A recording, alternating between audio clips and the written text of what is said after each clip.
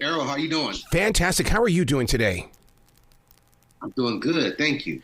Dude, I feel this is a blessed moment to have the opportunity to share a conversation with you because it is time to get your story out there and let's get this darn thing straight because there are so many athletes that are wanting to reach the levels that you did and it's like the slightest thing can change things.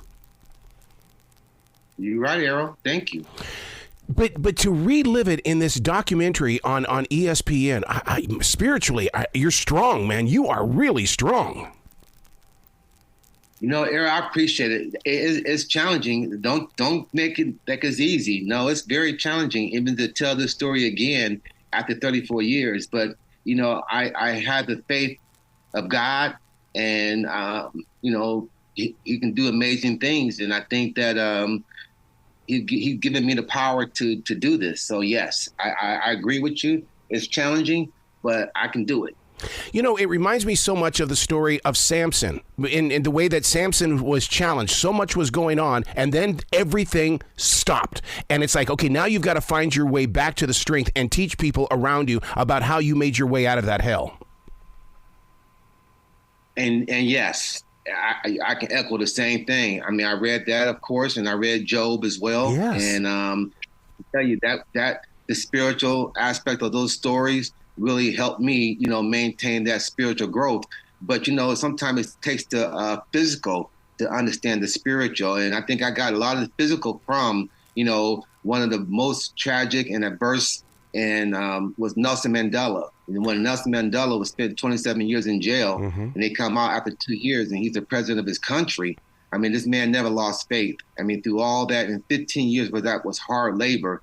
And I felt, some of the same things I hear, of the unjust, but nothing like 15 years of hard labor, and you never lose faith. So that kind of with the Bible, and like you said, the Bible, the stories in the Bible, many of them dealing with adversity, many of them dealing with faith and keeping strong, made a world of difference in me being strong and me being here today, 34 years later, able to articulate a little bit about what happened.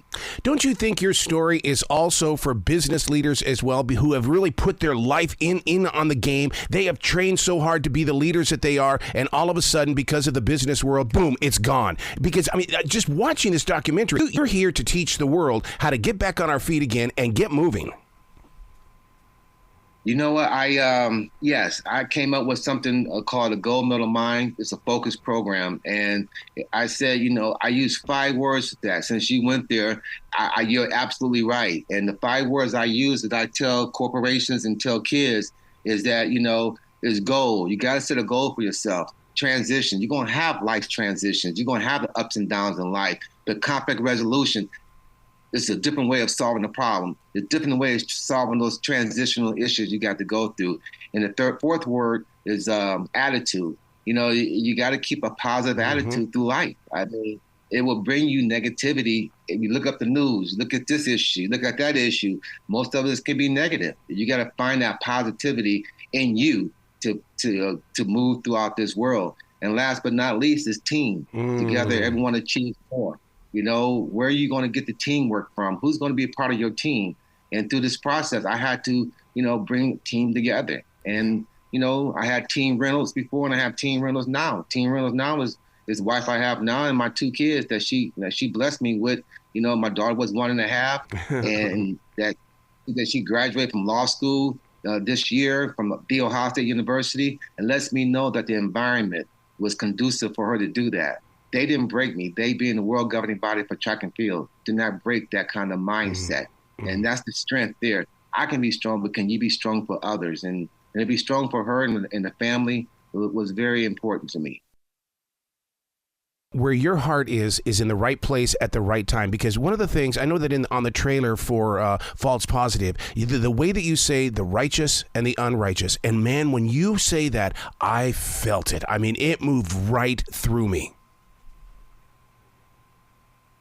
Yeah, I mean, it's based on that righteous and unrighteous. There's only 2 paths in life, and I had to stay on that righteous path, which I was on. You can't say the Olympics, breaking the world record is not a good path.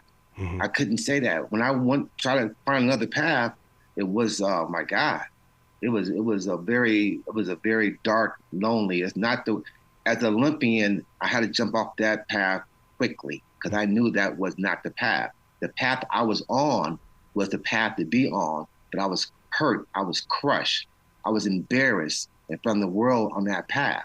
I had to stay on that same path and keep doing the same thing I was doing in order to get back to this part. And this was the hardest part. I didn't want to run no more. After 1990, I was done with that piece. Wow. And especially after 1993, when I came back and set another world record and won more medals, I was done after that. I had $27 million in my pocket, and I came back and I ran.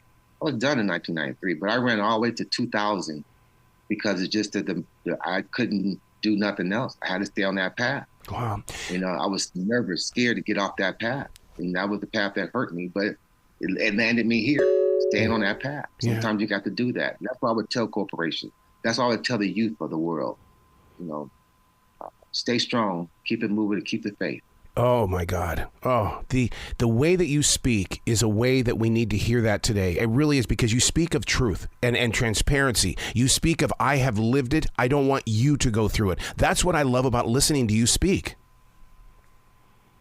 That's the truth. I mean, that's what I've been doing for the last 25 years when I'm working with these youths. I got so many kids I cannot count.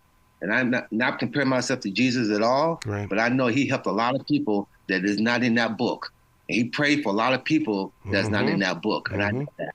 And I know that I work with a lot of people that, I'm not sitting here dropping no names or doing none of that, but I work with a lot of people. I'm talking about professional athletes and this youth, making them all the way to the NFL or to the major leagues or to the NBA. I touched a lot of youth around this world. Butch, let me ask you this question, because I'm a third-degree black belt, and I know what it's like to be in that ring, to be in that competition. But my master in martial arts would sit there and he would say, I need you on the sidelines because you're a better student from the sidelines. So when you talk to me about that you're helping a lot of people, it's almost like you're on the sidelines and yet they're in the game. But you learn a lot from the sidelines, don't you? To be a leader, you got to be a follower. Yeah. To be a follower, you got to learn how to do it. And that's the process. That's just what it is.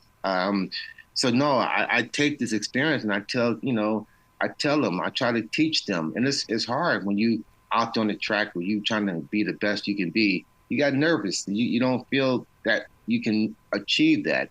And a lot of times when I set that world record, my coach gave me the sign. He said 43.81 seconds. He said, you can do this. Put this on your bedroom.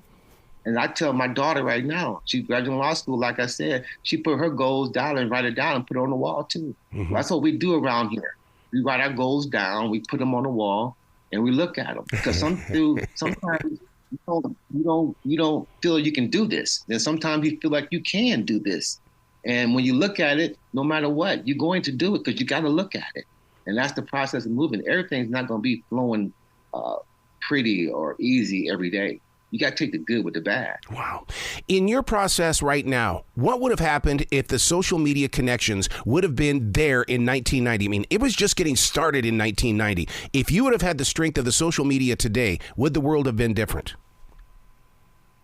Oh, yes, no question. It would have been totally. There's no way that these kids that stood against me, per se, could understand the magnitude at that time.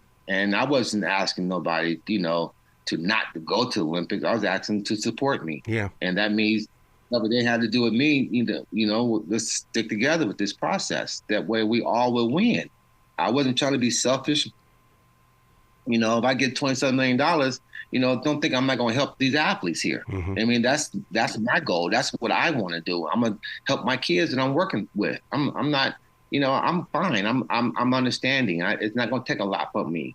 That's what they showed me. It don't take a lot for me to live no more. I can live very minimal at this time in my life. Mm-hmm. I love that feeling. Where can people go to find out more about you, Butch? Because I know that you've got a foundation or something where people can grow forward. Yeah, ButchReynolds.com. You can find me there. I have Instagram, I have Facebook, and I have, but ButchReynolds.com is the easiest one to do. Man, I know you went through hell, but I can't thank you for being the leader. Thank you enough for being the leader that you are. I mean, that you had to go through that in order to be who you are in this moment of right now. Errol, I thank God for it because, like I said before, I set a world record. I'm not gonna let that deter that. My kids graduate from college and graduate from law school. I'm not gonna let that take that part of my life away. Yeah. And it will. Negativity will, but you can't let it do it. That's right. It'll make you drink, it'll make you do drugs, it'll make you do a lot of things that you're not happy in doing, and it will ruin more. You don't want it to ruin your life because of a positive, of a lie. Yep. Yep. Please come back to this show anytime in the future. The door is always going to be open for you, Butch. Errol, I appreciate your energy, and I will be back. Well, you be brilliant today, okay, sir? Hey, thanks, buddy.